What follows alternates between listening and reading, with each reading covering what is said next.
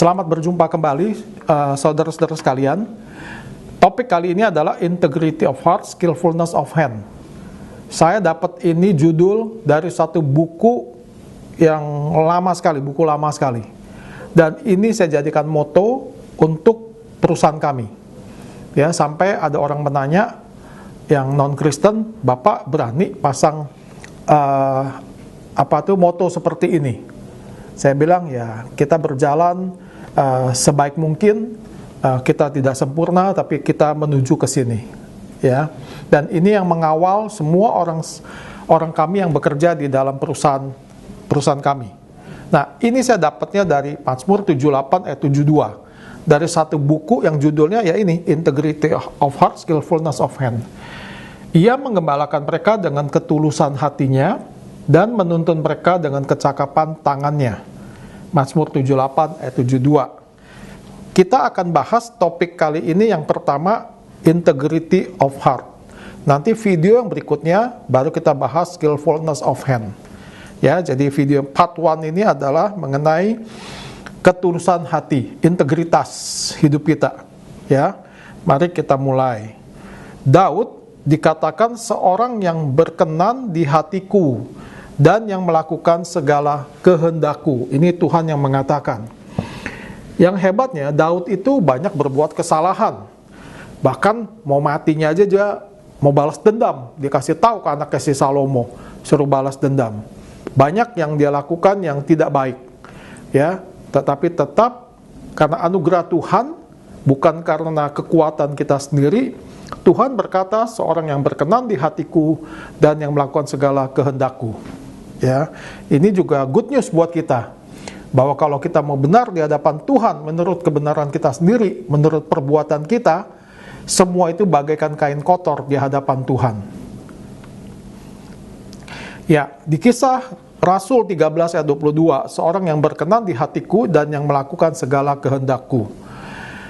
Untuk membangun karakter yang kuat, kita akan belajar dari Daud. Kita akan melihat relasi Daud dengan orang di sekelilingnya. Jadi sebelum kita membahas kemampuan dia, skillnya dia di yang kedua, part 2, kita akan melihat bagaimana karakternya dia dengan kita melihat relasi dia dengan orang-orang di sekelilingnya. Itu paling penting kita melihat. Ya, nih, karena ini akan memperlihatkan karakternya yang berkenan di hati Tuhan. Ya, nah kita akan melihat yang pertama, Daud dia adalah seorang gembala. Ya, dia di padang rumput menggembalakan kambing dombanya. Ya, bahkan waktu Samuel mencari raja pengganti Saul, dia tidak dianggap sama ayahnya. Yang disodorkan adalah kakak-kakaknya, sampai Samuel bertanya, ada lagi nggak anak kamu? Oh ada, dia baru ingat tuh, di padang rumput sedang mengembalakan domba. Terus si Samuel bilang, panggil dia. Terus waktu dilihat dia, inilah orangnya, gitu. Ya, karena Tuhan telah memilih seorang yang berkenan di hatinya, dan Tuhan telah menunjukkan dia menjadi raja atas umatnya. Ini kan dari 1 Samuel 13. Ya, jadi Tuhan tidak melihat paras, tidak melihat kehebatan orang itu. Kakak-kakaknya tentunya lebih hebat daripada dia. Badannya kekar dan sebagainya, seorang tentara. Daud adalah seorang penggembala. Nah, maka dikatakan dari tempat domba-domba yang menyusui didatanginya dia untuk menggembalakan Yakub, umatnya dan Israel miliknya sendiri. Dari tempat domba-domba, pada waktu dia menggembalakan dombanya, Tuhan memanggil dia. Kenapa? Di situ saat yang paling penting dia belajar untuk bisa menggembalakan Yakub umatnya dan Israel miliknya sendiri. Ya. Nah, tetapi untuk mereka yang dipanggil, Kristus adalah kekuatan Allah dan hikmat Allah. Makanya kekuatan dia bukan hanya kekuatan diri sendiri. Kita lihat bangsa Israel waktu pertempuran dengan orang-orang di sekelilingnya. Ya. Kalimatnya begini, paling menarik. Kalau Tuhan menyertai bangsa Israel, maka kemenangan dia akan dapat. Waktu dia mau masuk ke tanah Kanaan, Tuhan bilang jangan lewat selatan, dia ngotot. Tuhan bilang jangan masuk, dia masuk lewat selatan. Habis semua dibabat sama musuhnya. Tapi waktu Tuhan si Yosua memimpin lewat timur dengan cara yang betul-betul dia respect sama Tuhan, tabut perjanjian jalan di depan dulu dan sebagainya, ya. Dan Tuhan izinkan tanah Kanaan diperoleh oleh bangsa Israel. Karena Kristus adalah kekuatan Allah dan hikmat Allah. Di dalam Kristus kita bisa mendapatkan banyak hal yang Tuhan inginkan kita kerjakan. Nah, kita melihat kualitas seorang pemimpin. Karena mata Tuhan menjelajah seluruh bumi untuk melimpahkan kekuatannya kepada mereka yang bersungguh hati kepada Dia. Ya, ini paling penting. Bersungguh hati. Hati yang Tuhan lihat, ya, bukan kecakapan tangan dan sebagainya. Ya, kita ingat dulu waktu ceramah yang sebelumnya, Daud mengalahkan Goliat bukan karena dengan pakaian perang dan sebagainya, tetapi dengan apa adanya dia sebagai gembala. Tetapi satu hal yang dikatakan, asal Tuhan beserta dengan dia. Nanti saya sebutkan lagi di sini. Ya, dan kita harus mempunyai hidup yang seirama dengan Allah. Kalau kita seirama, kita mengenal isi hati Tuhan. Yang paling penting mengenal isi hati Tuhan dulu, baru kita bisa seirama. Ya, kalau kita jadi bawahan, kerja di satu perusahaan, kita mau menjadi teamwork yang baik, kita harus lihat pemimpin kita gayanya gimana, strateginya gimana, sehingga kita bisa seirama, sehingga kita menjadi teamwork yang hebat, dan kita bisa mencapai goal kita. Kalau kita menjadi anak Tuhan yang baik, kita harus tahu dulu dong isi hati Tuhan. Jangan isi hati kita aja, apalagi isi hati pacar kita, ya, karena supaya kita bisa seirama dengan Tuhan. Ya, apa yang Tuhan mau kita tahu. Nah, kemudian pertama bersungguh hati terhadap Dia, seirama dengan Tuhan, dan kita harus mempunyai hati seorang hamba. Ya, jangan merasa jagoan. Hati seorang hamba adalah tugasnya menyenangkan hati tuannya. Orang yang dilayaninya berhasil, tidak peduli siapa yang dapat kemuliaan. Kita udah bahas berkali-kali. Kita bukan menjadi hero yang sempit dengan pengertian bahwa kita yang menonjol. Ya, tidak begitu. Ya, tidak peduli siapa yang dapat kemuliaan. Nah, yang pertama, hubungan Daud dengan orang-orang di seputarnya, pertama adalah Daud dengan Yahweh dulu. Bagaimana hubungan dia dengan Tuhannya? Apakah dia seirama? Apakah dia seorang hamba yang berkenan di hadapan tuannya, sehingga mau melakukan segala kehendak tuannya? Nah, permulaan hikmat adalah takut akan Tuhan. Dia harus takut akan Tuhan. Mengenal yang Maha Kudus adalah pengertian. Dan kita harus menjaga hati kita dengan penuh kewaspadaan, karena di situ terpancar kehidupan. Manusia itu harus jaga hati. Seringkali kita terkecoh melihat dunia. Jadi hati kita berikan pada dunia, kenikmatan dunia, kenikmatan tubuh. Kalau kita menjadi persembahan yang hidup, saya ada ceramah yang lain kan, menjadi persembahan hidup, bagaimana kita bisa menahan terhadap godaan-godaan dunia. Ya, bagaimana kita menjaga jangan sampai kenikmatan dunia mempengaruhi kita begitu rupa sampai kita lupa dengan Tuhan kita. Bagaimana kita hidup tidak menjadi attached, menjadi nempel dengan dunia, sehingga Netflix lah, YouTube lah, apalagi semua TikTok lah menjadi bagian hidup kita yang lebih lekat daripada firman Tuhan.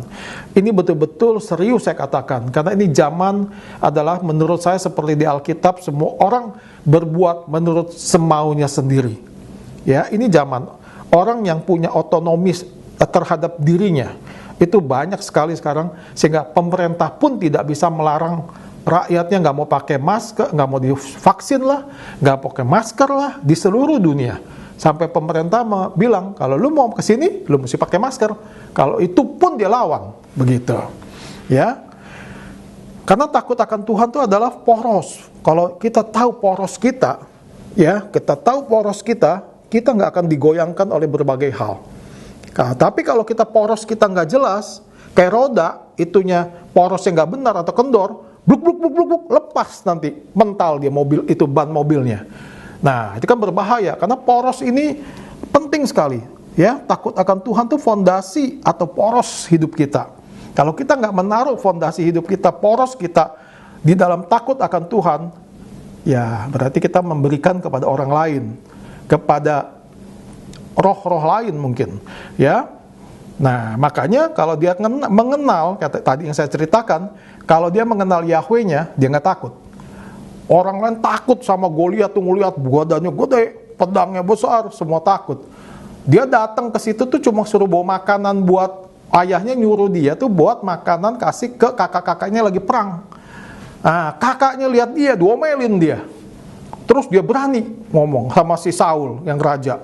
Sampai dipakai bajuin perang. Dia lepas lagi, gue nggak bisa pakai, nggak bisa jalan. Saya orang gembala, saya nggak pernah dilatih perang. Tapi dengan dia bilang apa ya?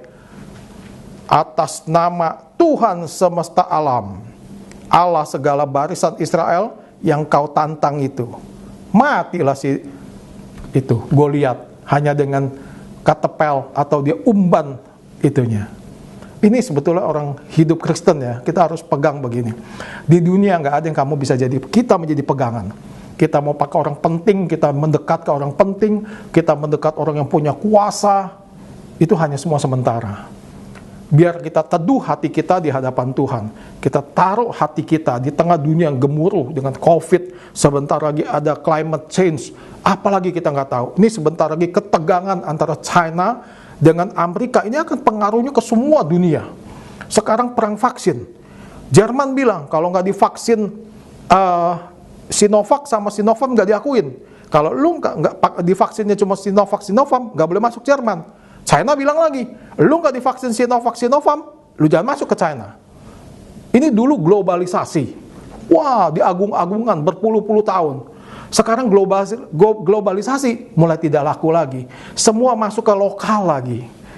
Ya. Nah, dunia tuh nggak ada yang tetap. Semua dunia sementara.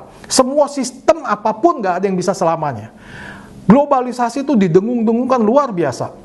Nanti ini kalau China kan dilarang nih pakai Google, pakai apa? China lagi bikin lagi nih browser. Nanti kalau ada 2 sistem browser, bingung kita. Nanti ada 2, ini semua udah dibuat ininya nih listnya nih. Kalau nanti China punya kemampuan bikin browser, bikin apalagi tuh, saya agak lupa ya. Saya udah lihat itu. Nanti di dunia ini ada 2 sistem, membingungkan sekali. Ya.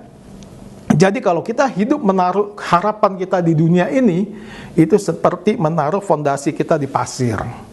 Ya, ini saya ngomong tidak main-main. Saya sudah jalani hidup ini. Saya ingin betul-betul Tuhan dengan segala kelemahan saya. Saya mohon Tuhan tolong saya bisa berjalan beriringan dengan Engkau. Makanya saya membuat semua untuk bisa melayani Tuhan seperti ini. Saya sungguh sangat senang sekali kalau Tuhan izinkan. Karena ini kesukaan yang sangat besar sekali. Nah, sebelum waktu dia sudah mau dikejar-kejar sama Saul, ya, sampai Tuhan menetapkan dia menjadi raja di Yerusalem. Terus dia tanya Daud kepada Tuhannya, kemana aku pergi? Tuhan jawabnya gampang, lu jangan ke Yerusalem dulu. Kalau menjadi raja Israel ke Yerusalem, kamu ke Hebron dulu. Wah, tapi nurut dia. Kan kamu jadi raja Tuhan, dia nggak berbantah begitu. Lihat, dia tidak berbantah. Disuruh ke Hebron, dia ke situ 7 tahun nunggunya. 7 tahun baru dia menjadi raja di Israel selama 40 tahun. Nanti di slide berikutnya ada. Ya. Kita lihat lagi sekarang Daud dengan ayahnya. Ini hebat sekali. Saya punya anak yang sudah masuk ke dewasa, ya. Saya punya staff juga banyak yang anak muda yang umurnya tentunya 26, 30 begitu ya. Karena 80-90% staff saya itu di bawah umur 30 tahun. Kalau saya interview mereka tuh tidak dekat dengan orang tuanya, terutama dengan ayahnya. Ini menjadi satu pergumulan yang luar biasa. Karena ini ada konsep, nanti saya akan bahas, sebetulnya saya ada bahas di video yang lain, jadi saya nggak bahas di sini. Tapi kita lihat Daud dengan ayahnya. Ya, di tengah orang seringkali saya lihat ya anak muda tuh begitu sangat tidak dekat dengan ayahnya. Tetapi Daud adalah teladan ketaatan dan hormat kepada orang tua. Nanti kita lihat di mana dikatakan begitu. Karena anak-anak pun sudah dapat dikenal daripada perbuatannya. Apakah bersih dan jujur kelakuannya, itu di Amsal disebutkan. Nah, di sini Daud pertama, tidak ada perbantahan antara Daud dengan ayahnya. Dia nggak lawan tuh ayahnya. Kan biasa anak muda disuruh, enggak lah, orang lain aja, nanti aja lah. Waduh, ayahnya dilawan sama dia. Ya, kemana satu tanya sama satu staf, dia kerja di tempat saya. Ayah kamu kerja atau usaha? Usaha pak. Usaha apa? Spring bed pak. Loh, kenapa kamu nggak bantuin orang tua kamu? Nggak cocok pak. Ya, ini fakta sebenarnya, tapi tidak ada perbantahan antara Daud dengan ayahnya. Di wilayah mana aja kita lihat. Dipanggil dari padang waktu si Samuel nyariin raja pengganti Saul. Dia dipanggil, ada nggak perbantahan dari dia? Kagak ada, baca aja 1 Samuel 16 ayat 22. Terus disuruh ayahnya pergi ke Saul. Kagak ada apa-apa juga, nggak ada perbantahan, dia pergi aja. Terus menemui kakak-kakaknya di medan perang. Sampai di sana diomelin sama kakaknya, dia suruh bawa makanan kasih kakaknya di medan perang. Lu mau ngapain di sini? Mau cari muka lu kamu ya? Kamu memang orang nakal, dia bilang. Tapi dia tetap aja. Bahkan dia membunuh Goliat. Lihat, tidak ada perbantahan dengan ayahnya. Yang kedua, kita lihat hubungan dia dengan kekuasaan. Ini paling penting nih. Saya merasakan ini penting sekali buat membangun karakter yang sehat. Hai anakku, takutlah akan Tuhan dan Raja. Jangan melawan terhadap kedua-duanya. Waktu Daud dikejar-kejar sama Saul, ya, sampai dia mau dibunuh, tapi waktu Daud mendapat kesempatan membunuh Saul, Daudnya berkata, dijauhkan Tuhan kiranya daripadaku untuk melakukan yang demikian kepada Tuanku, kepada orang yang diurapi Tuhan. Dia tidak melihat si Saulnya. Dia melihat posisinya si Saul. Tidak bisa. Nggak mau dia. Walaupun dia dapat kesempatan. Dan kalau orang yang punya pikiran rasional, yang pengen cepat-cepat menaik jadi raja, toh dia udah dijanjikan menggantikan Saul. Dan ternyata Tuhan mimpin ada kesempatan. Wah, kita bilang, ini kesempatannya nih. Saya bunuh nih si Saul. Tapi dia bilang, ada prinsip lain. Jangan kita melawan raja yang diurapi oleh Tuhan. Jangan, kan menjama aja dia nggak mau yang diurapi Tuhan. Ini kita tahu prinsip ini, kalau tidak bahaya. Dan juga prinsip ini ya, waktu Daud sudah ditetapkan menjadi raja, tapi dia harus menunggu lama sekali di Hebron, 7 tahun.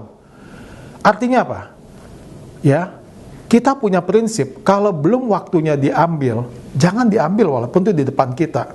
Tapi kita ngambilnya itu dengan banyak pengorbanan, banyak apa, dan kita tahu itu bukan hak kita, jangan diambil. Nanti kalau udah tiba Tuhan kasih, manis sekali, kita akan dapatnya baik sekali. Cuma semua itu problemnya, membedakan keduanya, kapan boleh ambil, kapan tidak boleh ambil, itu bisa butuh hikmat Tuhan. Hikmat itu bagaimana menggunakan pengetahuan kita, antara kita harus lakukan ini, antara boleh mengambil saat ini atau tunggu, itulah hikmat. Dan kita minta hikmat yang daripada Tuhan. Oke, ya. Kita lihat lagi Daud dan Yonatan, persahabatan yang kekal, luar biasa. Dari Amsal 17 dikatakan, seorang sahabat menaruh kasih pada setiap waktu dan menjadi seorang saudara dalam kesukaran. Itu sahabat. Kalau saudara dalam kesenangan itu banyak sekali. Kita mau melihat teman yang benar itu pada waktu kita sulit. Dia ada di samping kita, enggak menolong kita. Paling enggak menghibur kita. Ya. Paling enggak kalau kita silent, kita jangan menyala-nyalakan orang itu. Kita duduk di sampingnya, dia merasa nyaman dengan kehadiran kita. Itulah seorang sahabat. Ya. Nah, sahabat di tengah kesuksesan itu gampang. Sahabat di tengah kita lagi susah, wah, susah sekali. Bahkan Yonatan pun berani melawan ayahnya Saul, ya, supaya Daud tidak dibunuh, ya. Dan terlebih lagi dia tahu ayahnya mau membunuh Daud. Nah, tetap dia sahabat dengan Daud. Ya. Nah, waktu Yonatan mati di dalam pertempuran, Daud sangat meratapinya. Dan dia menepati janjinya, dia bermurah hati kepada anak Yonatan. Ya. Oke. Nah, kita lihat Daud di Hebron tadi yang saya sudah jelaskan, menanti tahta. Sudah sampai waktunya nih, dia mau ambil nih tatahnya. Tapi Tuhan bilang, ntar, tunggu dulu. Ya, ujian kesabaran itu luar biasa sekali. Saya belakangan belajar sekali. Kalau saya udah tahu nih mengambil keputusan. Saat ini pun saya bisa ambil keputusan. Tapi kadang-kadang ya, saya perlu diam dulu sebentar. Diam itu bukan berarti nggak ambil keputusan. Diam bukan berarti selama-lamanya saya diam atau cukup lama saya diam. Sehingga permasalahan menjadi kacau. Tidak gitu. Tapi juga nggak bisa langsung sekaligus. Saya berapa kali ya, ini kenapa begini? Ini kan mestinya begini. Ya, kan mestinya kita beli aja nih. Tapi kadang-kadang waktu saya diam ya, nah diamnya itu juga kalau kita latihan lama, latihan terus-menerus itu dengan cepat. Semalam aja, atau kita pergi kemana lagi di jalanan, langsung kita dapat satu ide yang kita, wah ini dia nih. Sehingga keputusan kita menjadi tepat. Ya, itu mahal sekali dalam hidup. Nah, Daud menanti tahta di Hebron. Tuhan telah berfirman kepadamu, engkaulah yang harus mengembalakan aku Israel, umatku Israel, dan engkaulah yang menjadi raja atas Israel. Itu udah janji Tuhan. Tapi waktunya kapan? Wah, disuruh nunggu lagi. Ya, dia sudah diurapi oleh Samuel untuk menggantikan Saul.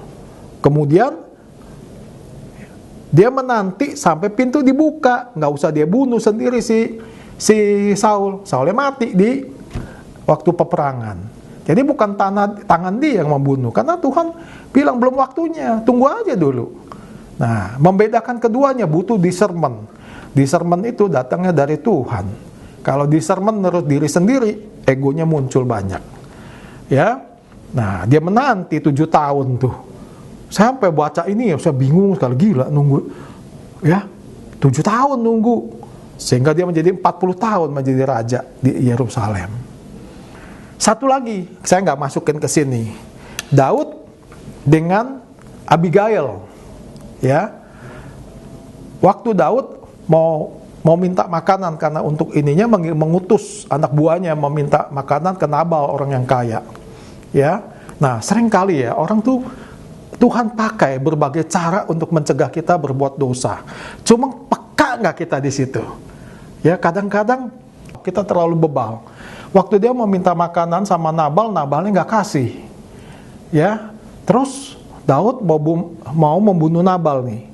Tapi Abigail, istrinya Nabal, sangat bijaksana, memberitahu Daud untuk tidak membunuh, sehingga Daud tidak melakukannya. Luar biasa hubungan Daud dengan Abigail dan Nabal. Kita sampaikan Daud dengan Yahweh, Tuhan adalah kekuatan dan hikmatku. Kemudian Daud dengan ayahnya, Daud adalah teladan ketaatan dan hormat kepada orang tua. Daud dengan Saul hormat pada kekuasaan. Ya, dia tidak akan membunuh seorang yang diurapi oleh Tuhan. Daud dengan Yonatan adalah persahabatan yang kekal. Daud di Hebron menanti 7 tahun. Karena Tuhan suruh tunggu. Baru dia menjadi raja di Yerusalem selama 40 tahun. Kiranya ini menjadi tempat hal yang buat kita belajar baik-baik dari Daud. Daud banyak kesalahan. Daud banyak berbuat dosa. Tapi banyak hal yang kita bisa belajar dari dia. Amin.